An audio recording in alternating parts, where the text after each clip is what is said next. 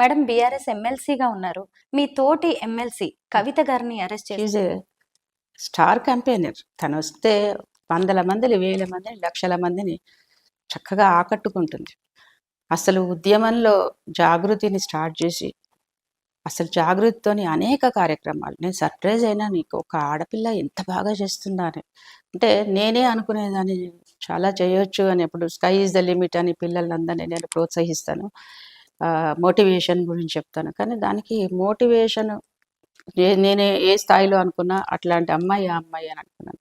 She's a star campaigner. ఎలక్షన్స్లో రాకుండా రాజకీయ ఉద్దేశమే ఇది, నిరుత్సాహపరచడానికి, ఇలాంటి చేయడానికి. ఇవన్నీ కామనే రాజకీయాల్లో. అనేక సార్లు నేను నా జీవితంలో చూసినాను.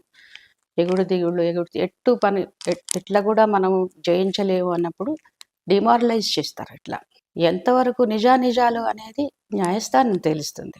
నిజంగా ఏదైనా జరిగేది ఉంటే న్యాయస్థానం తీరుస్తుంది. కానీ న్యాయస్థానం తీర్పు ఇవ్వకముందే మరి శిక్షలు పడుతున్నాయి కదా.